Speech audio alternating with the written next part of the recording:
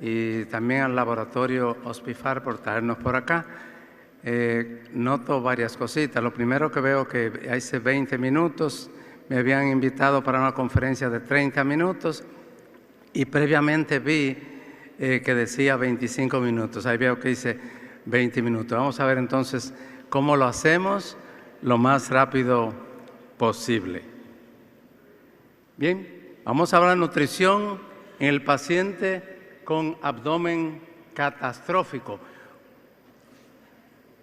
Cuando hablamos de paciente con abdomen catastrófico, me acuerda como la impresión del paciente con abdomen catastrófico es como la impresión del paciente o de todos que todos teníamos cuando comenzó la pandemia. Es decir, que es el día a día, no sabemos mañana qué va a pasar, el que tiene una fuga, que hizo una sepsis, que una neumonía, que está vomitando, que tiene un hilio, una gran cantidad de complicaciones. Uno de los grandes retos que representa tanto para el cirujano como para el médico nutriólogo que le está dando soporte nutricional. Hablar, por ejemplo, definir el abdomen hostil no tiene sentido en un grupo de cirujanos, pero hablamos que es cuando la cavidad abdominal está abierta y los bordes están retraídos, cicatrizados, y nosotros oímos que nos dice el cirujano que tiene, por ejemplo, dice que tiene un abdomen congelado. Dice congelado un pedazo de hielo, el cirujano no puede hacer nada en ese momento, no puede disecar. Las características, el intestino está edematoso, friable, muchas adherencias firmes y los planos de disección se han perdido. Algunos gran cantidad de pacientes que están en riesgo, como aquellos que han sido sometidos por lo menos a 2 cirugías, enfermedades, a la peritonitis, enfermedad de Crohn, carcinomatosis intestinal, un abdomen abierto que está manejado de esta manera, la radioterapia y también trastornos de cicatrización que tienen algunos pacientes. En realidad aquí lo que hay es una reacción inflamatoria persistente, ya sea por un trauma o por la presencia de un objeto extraño que va a desencadenar una cascada molecular que generará un tejido fibrótico y una cicatrices y adherencias difíciles de movilizar. El diagnóstico se hace, aunque dicen por radiológicamente, pero en realidad cuando se abre dicen que es que se confirma el diagnóstico de esta entidad. La clasificación de Bjork sobre el abdomen permite determinar en qué condición se encuentra el abdomen. Mientras mayor es el número, más difícil va a ser su manejo. El abdomen hostil o el abdomen va a tener una gran cantidad de complicaciones. En sí no es una entidad nosológica, sino yo diría una condición de alto riesgo, porque el paciente ahora puede desarrollar fístulas enterocutáneas, pancreatocutáneas, internas, peritonitis, síndrome de intestino corto, sepsis, hasta shock séptico y una falla multiorgánica. Por tanto, esta entidad va a ser manejada por un equipo multidisciplinario donde todo el mundo está angustiado, no sabe qué pasará mañana. El principal es el cirujano, porque el cirujano no puede soltar, no puede tirar la toalla. Y viene una semana y 2 semanas, 3 semanas y hasta se pasa 1 mes, 3 meses y se está manejando este paciente con abdomen hostil, ante el estrés también generado por el paciente y los familiares que pensaban que iba a tener una cirugía con una buena evolución. Es necesario, antes de implementar la intervención nutricional, que se haga un cribado o un tamizaje nutricional.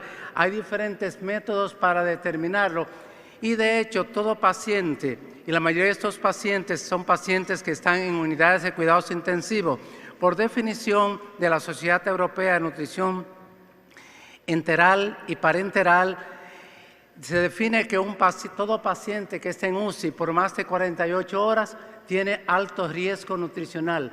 Aquí tenemos un método para evaluar el riesgo nutricional, el CONUT, bastante sencillo que utiliza 3 indicadores bioquímicos importantes. Número 1, la albúmina. Sabemos que la hipoalbuminemia es un indicador pronóstico, pero el peor indicador de diagnóstico nutricional. La albúmina me habla de deficiencia proteica. 2, el conteo de linfocitos. Habla a mí de inmunosupresión, estado inmunológico, y el colesterol me habla del estatus energético. Con esa puntuación se puede estimar el riesgo nutricional que tiene el paciente. Si el riesgo es bajo, se recomienda aplicar como todo tamizaje a los 7 días. Una vez que identificamos el paciente, tenemos que hacer una intervención nutricional. Ya hace tiempo que se ha dicho que la desnutrición en los pueblos es sinónimo de pobreza y a nivel hospitalario sinónimo de ignorancia. Y es por eso que la sociedad, el Colegio Dominicano de Cirujanos ha incluido este tema de la intervención nutricional en esta entidad. La evaluación nutricional incluye una cantidad de elementos. De esos elementos tenemos una buena historia clínica, la historia de pérdida de peso. Y para interpretar la historia de pérdida de peso es necesario expresarla en forma porcentual en función del tiempo. El examen físico, tocamos los músculos a ver si hay debilidad muscular y algún componente de sarcopenia. Se mide la composición corporal por diferentes métodos. Sin embargo, no existe ningún gold estándar para evaluar el estado nutricional tanto en los pacientes que están críticos como los pacientes que están en sala. De ahí la diferencia que hay en la prevalencia de desnutrición en los diferentes espacios. Y se ha diseñado un instrumento unificado que tiene varios criterios que mostraremos más adelante. Algunos indicadores de desnutrición, el más evidente es un índice de masa corporal por debajo de 18.5, pero también uno que cambia muy poco y es muy fidedigno es el perímetro, de la pantorrilla. Se habla por debajo de 31 centímetros, es muy indicativo de desnutrición y se correlaciona de manera importante con la pérdida de peso. Cuando un paciente que está en UCI, que está crítico, como en la mayoría de los casos, estos pacientes se estima que pierde 1 kilogramo, o sea, 2 libras cuando está en ayuno de masa muscular por cada día. De modo pues que nosotros tenemos un instrumento para determinar el diagnóstico nutricional y esos son los criterios CLIM. Este instrumento se ha diseñado para utilizarse como un instrumento único, de tal manera que se pueda comparar la desnutrición en los diferentes espacios. Este instrumento toma en cuenta los indicadores de inflamación, toma en cuenta la pérdida de peso, la historia alimentaria e indicadores de inflamación que pueden ser de naturaleza clínica, pero también de laboratorio, leucocitosis, leucopenia, una hipoalbuminemia, que es excelente indicador pronóstico, pero siempre defino que es el indicador de diagnóstico nutricional más perverso y más inespecífico. Pero nos llaman para un paciente, llámate a nutrición porque tiene la albúmina baja. No tiene ningún sentido porque en el paciente crítico la albúmina es muy pobre indicador, proteína C reactiva, hiperglucemia y un balance nitrogenado negativo. En el ayuno simple, los pacientes uno utiliza alrededor de 75 gramos de aminoácidos cada día con el propósito de utilizar los aminoácidos como fuente de energía. Sin embargo, debido a que el glucógeno hepático como fuente de glucosa para los tejidos glucodependientes, entiéndase fibroblastos, células sanguíneas, células inmunológicas, células inflamatorias, y es por eso que a las 4 horas del ayuno ya el organismo implementa la gluconeogénesis a partir de aminoácidos. En el ayuno prolongado, el organismo utiliza acá una cantidad de aminoácidos que llega a 20 gramos. ¿Por qué? Porque en el ayuno simple el organismo se puede adaptar gracias a la producción de cuerpos cetónicos que van a constituir una fuente importante de energía en la inanición, con el beneficio que permite ahorrar proteínas. Sin embargo, en el paciente En el paciente crítico, nosotros tenemos que no ocurre así. La proteína C reactiva nos habla a nosotros del nivel de inflamación. Es una proteína, un reactante de la fase aguda que es producido en el hígado, sobre todo, y va por acción de la interleuquina 6, que es producida más bien por macrófagos y el tejido adiposo, que van a llegar al hígado y van a provocar van a estimular, el músculo, una proteólisis importante para que lleve a cabo la gluconeogénesis hepática y una lipólisis. Y en ese paciente crítico que tenemos, que tiene una respuesta inflamatoria sistémica, que en algunos casos se ha definido como autocanibalismo bestial, entonces acá fíjense la cantidad de proteínas que llega ese paciente crítico a consumir. Llega a movilizar proteína 250 gramos. ¿Por qué? Sencillamente porque no hay cuerpos cetónicos, porque tenemos niveles de albúmina importante. Y en este paciente crítico necesita una cantidad importante de aminoácidos no solamente para el tejido de reparación, sino como fuente de energía para el sistema nervioso central, para las células inflamatorias, células inmunológicas, los glóbulos rojos también. Todos estos tejidos necesitan de glucosa como fuente de energía, y como no hay una energía alterna, este paciente va a terminar caquéctico. Esta es la razón por la cual todo paciente que está en cuidados intensivos termina con la masa muscular deteriorada, y por más nutrición que le demos no podemos evitarlo, porque lo más que podemos disminuir la gluconeogénesis es en un 50%. La albúmina sérica, como les decía, en el paciente crítico no es buen indicador del estado nutricional. ¿Por qué? Primero, el manejo de líquidos. Segundo, el hígado deja hacia un lado la síntesis de albúmina y dedica más tiempo para la síntesis de proteínas de la fase aguda, como el factor de necrosis tumoral alfa y proteína C reactiva, de tal manera que la albúmina disminuye su síntesis. Número 2, existe el famoso síndrome de fuga capilar, que permite que la albúmina vaya a un tercer espacio, causa del edema en este paciente. Número 3, el manejo de líquidos, y la albúmina también es utilizada como fuente de aminoácidos para los fines del lugar. Acá se asocia la albúmina con complicaciones postoperatorias, tanto infecciosas como de otro tipo.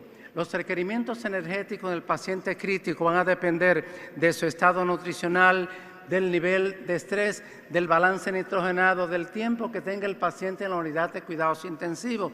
Resulta que es difícil determinar la cantidad de calorías en el paciente que está en cuidados intensivos. ¿Por qué? Y eso es cambiante continuamente, de modo que si le hiciéramos una calorimetría indirecta, hay que repetirla continuamente. Sin embargo, si no disponemos de la calorimetría indirecta, podemos utilizar esto, que es al que mejor se correlaciona, el VCO2 por 8.9, pero una forma rápida, método del pulgar, es ofrecer 20 a 25 calorías por kilogramo por día. Cada día va cambiando. Los requerimientos nutricionales del paciente crítico son variables, de acuerdo a la sociedad, la ASPEN, la ESPEN y un grupo de expertos. Sin embargo, podemos decir en pocas palabras, en los primeros 3, una vez hay que estabilizar al paciente hemodinámicamente. Entonces, la cantidad de calorías en la primera semana va de 12 a 15 calorías por kilo de peso y va aumentándose gradualmente. No se aconseja dar todas las calorías en los primeros 3 a 5 días, porque eso se asocia con mayor comorbilidad y mayor riesgo de morbilidad en estos pacientes. La cantidad de proteína va aumentada. En crítico normalmente va de 1.2 a 2 gramos por kilo de peso, pero podemos llegar a requerir hasta 2 gramos y 2.5 gramos por kilo de peso en este paciente. Con la cantidad de hidratos de carbono como fuente de energía, se requiere acá una cantidad menor. Se aconseja que se dé 2 a 5 gramos por kilo de peso en vista de que este paciente cursa con una hiperglucemia y la hiperglucemia se ha demostrado que es un indicador de mal pronóstico. Muchas veces le damos preferencia a los lípidos porque esos pacientes cursan con hiperglucemia como resultado del estrés y de la resistencia a la insulina.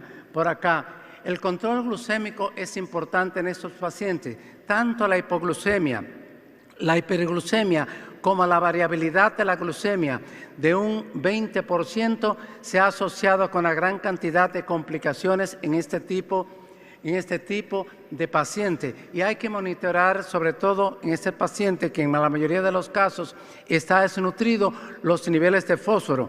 Un fósforo por debajo de 2 miligramos por decilitro se expone al paciente al riesgo del síndrome de realimentación, y una caída mayor de 0.5 miligramos por decilitro por igual.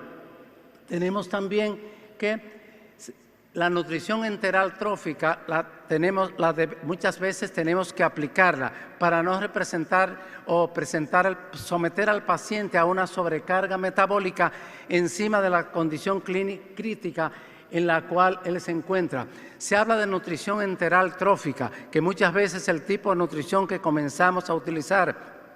Eso significa darle al paciente como 10 a 15 calorías por kilogramo de peso. En la intervención nutricional no tenemos prisa y lo que mejor funciona es pasos lentos, firmes y seguros, porque podemos aumentar las complicaciones de este paciente. Esa nutrición enteral trófica ofrece la ventaja de que preserva la integridad de la mucosa intestinal, disminuye la translocación bacteriana y el riesgo de las complicaciones como falla multiorgánica múltiple. Los métodos acá de tamizaje, ven los diferentes que se deben aplicar en las primeras 24 horas.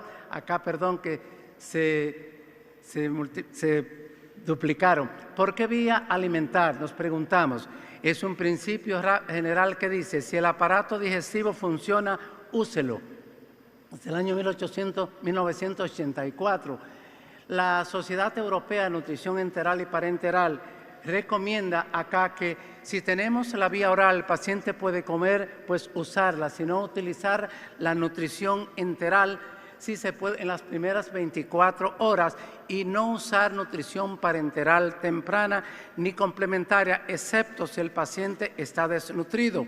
Si el paciente está desnutrido, hay que alimentarlo lo más rápido posible por la vía que sea enteral o parenteral. Antes utilizaba nutrición parenteral complementaria, pero esta nutrición se ha encontrado que sobrealimentaba al paciente y se asociaba con mayor cantidad de riesgo. Por lo tanto, si nosotros le damos al paciente los primeros 3 a 7 días, una vez de ingreso, una vez estabilizado hemodinámicamente, con darle 70% de las calorías, que es una hiponutrición permisiva, ayudamos a que el paciente se recupere de manera importante. Las guías europeas recomiendan la nutrición enteral temprana, aquella que se aplique en las primeras 24 horas. Y dentro de las indicaciones tenemos el abdomen abierto, el trauma abdominal y aquellos pacientes con cirugía gastrointestinal, pancreatitis aguda y también diarrea, y cuando hay ausencia de ruidos intestinales audibles, porque la ausencia de ruidos intestinales audibles no significa que no haya actividad mioeléctrica intestinal. Después de 4 a 6 horas de una cirugía gastrointestinal, se recupera el peristaltismo a nivel del intestino delgado. Enteral o parenteral, obviamente que siempre enteral va a ser la fuente preferida de energía. Cuando hablamos de nutrición enteral tenemos diferentes formas de implementarla. Sin embargo, en el paciente crítico, no de todas ellas, continua, intermitente o cíclica, el método de elección es la infusión continua. Y podemos decir en resumen de la nutrición enteral intragástrica, una fórmula polimérica a bajo débito. ¿Qué es bajo débito? 10 a 20 mililitros por hora, ir aumentando gradualmente de acuerdo a la tolerancia que presente el paciente. Aquí vemos los beneficios, ahora que la nutrición acá continua, comparada con el uso de bolos, disminuye el riesgo de diarrea en un 48%, es fisiológica, accesible y también económica. Estómago o intestino, ya dijimos, hay que preferir el estómago. Entonces, sin embargo, en esta vía hay que prevenir el riesgo de broncoaspiración. Con esas medidas, paciente en posición semifowler, acá lavado con clorhexidina, medir el residuo gástrico por lo menos mientras el paciente se estabiliza, el uso temprano de prokinético. La Sociedad Europea y la Americana de Nutrición Enteral y Parenteral recomiendan como primera elección de prokinético la eritromicina a esta dosis señalada, pero por no más de 4 días. Igual en segunda elección la metoclopramida, aunque tienen efectos secundarios, prolongación del QT, aumento del riesgo de arritmia cardíaca, también convulsiones, sobre todo en pacientes neurológicos, se debe suspender después del 3er día, que no es para toda la vida, le doy este prokinético y ya, me olvido. No, ¿cuándo usar nutrición enteral postpilórica? Of course, cuando el paciente no tolera la nutrición intragástrica. Pero antes de eso tenemos que agotar, antes de usar nutrición en el nivel de intestino, debemos agotar todas las medidas para que el paciente pueda tener un buen vaciamiento gástrico. Alimentación postpilórica muchas veces se asocia con muchas intolerancias. Acá nosotros vemos esos factores que se asocian con riesgo de broncoaspiración, los envejecientes, el paciente alteración de la conciencia, si hay pobre cuidado de la vía oral, el uso de bolos, que se tolera mejor la infusión intermitente, además que ayuda a controlar mejor la glucemia, un volumen gástrico residual muy grande, o sea, mayor de 500 mililitros, enfermedad por reflujo gastroesofágico, una gastroparesia, etcétera. ¿Qué fórmula utilizar? Bueno, la fórmula que se debe utilizar en primera elección es una fórmula polimérica. Si el paciente no tolera la polimérica, entonces pasamos a la fórmula oligomérica. Tenemos diferentes tipos de fórmulas especiales. Hay una fórmula especial cuando no tolera la fórmula polimérica, que es la fórmula oligomérica, partiendo de que las proteínas se absorben mejor como di y tripéptidos. Por ejemplo, este producto acá, Survimet OPD, es excelente porque son péptidos y tiene glutamina, tiene omega 3, importante, y además tiene una osmolaridad de 375 miliosmoles, que eso lo catalogado como isoosmolar para las fórmulas de nutrición enteral.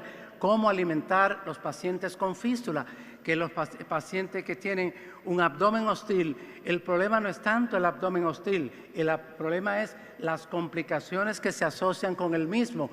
Es importante conocer el sitio del intestino donde se absorben los diferentes nutrimentos, porque si tenemos una fístula o tenemos resección intestinal, ya sabemos qué tanto se pierde. En la fístula enterocutánea acá tenemos que hay que aplicar, dependiendo si la fístula es alta, podemos colocar un acceso adelante distal, pero si la fístula es baja, podemos entonces darle nutrición parenteral, salvo que tengamos una fístula a nivel del colon. Miren acá las fístulas, las altas, nutrición enteral, las medias, nutrición parenteral, y ya esas fístulas muy bajas a nivel de íleon y de intestino, utilizamos acá la nutrición enteral, los diferentes tipos de fórmulas indicadas para los casos por acá. Es importante acá en las fístulas enterocutáneas tomar en cuenta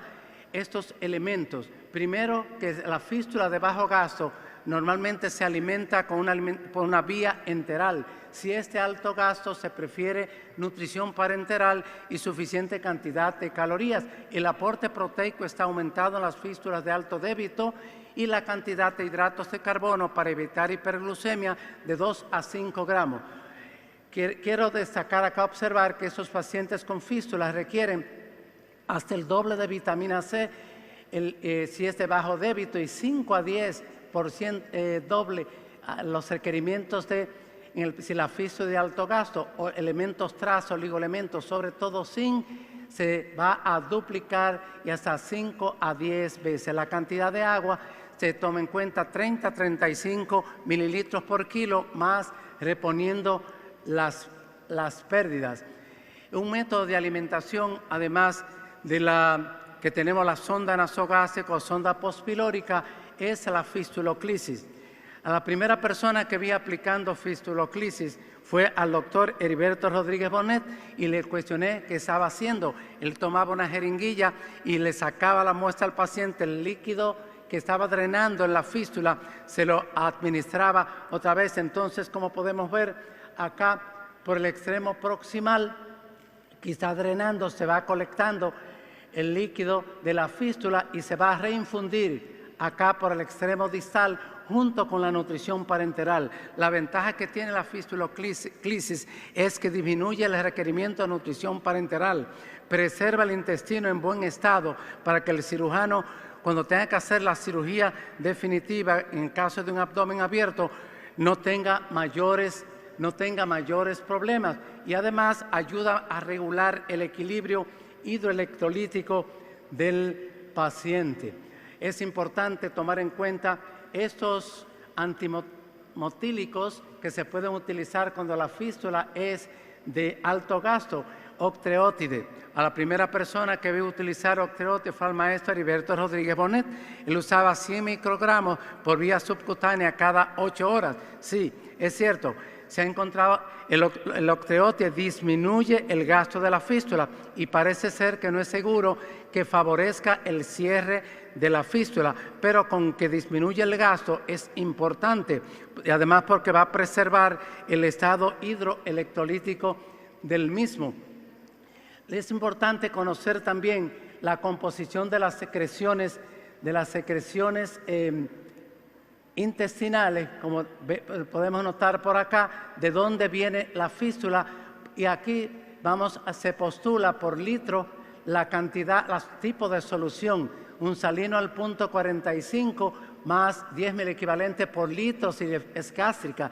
Si es pancreática, solución normal con 10.000 equivalentes por litro de potasio más bicarbonato. La glutamina se debe utilizar o se recomienda como un inmunomodulador, recordando que la glutamina es el nutrimento preferido del enterocito. Va a preservar la mucosa intestinal, va también a disminuir el riesgo de mortalidad. En nutrición enteral, en el abdomen agudo, tiene más beneficio cuando el paciente cuando no tiene injuria intestinal que cuando tiene injuria intestinal. Este paciente se le debe agregar por encima de los requerimientos 15 a 30 gramos por cada litro de exudado.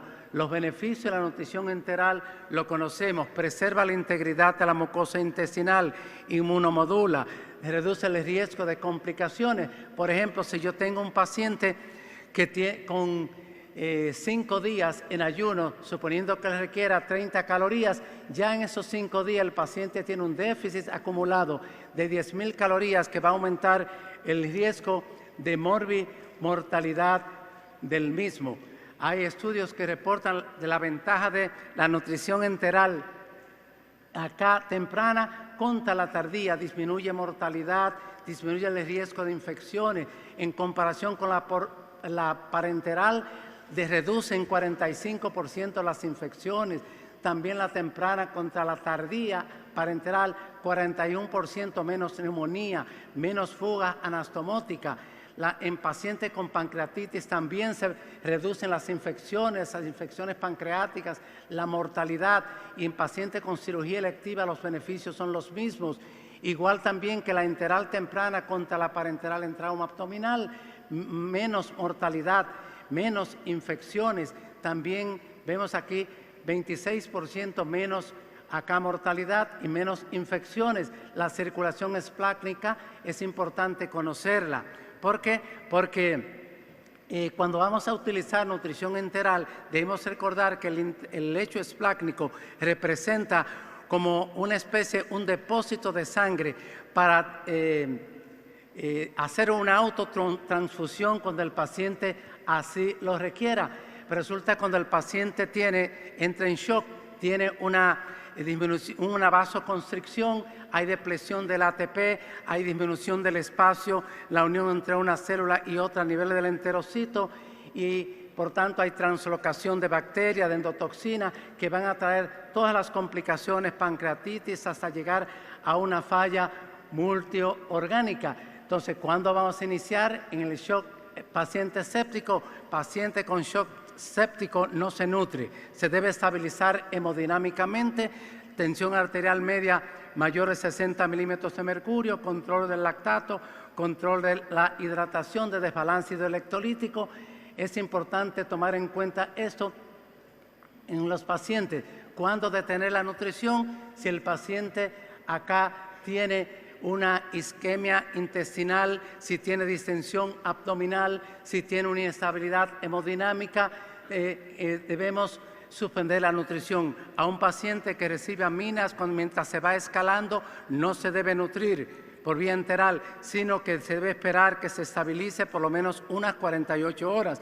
Cuando se está desescalando la dosis de amina, hay que tomar en cuenta que con cautela darle la nutrición enteral. Y la parenteral se va a indicar cuando la nutrición enteral no es posible, como en esos casos obstrucción intestinal, fístula de alto gasto, vómitos que no puedo controlar, sangrado gastrointestinal activo por la vía que sea, recordando que el aporte energético de los nutrimentos, macronutrimentos en nutrición parenteral es diferente al enteral. Aquí hemolastosis por acá, sugerimos este esquema que llamo pasos lentos, firmes y seguros.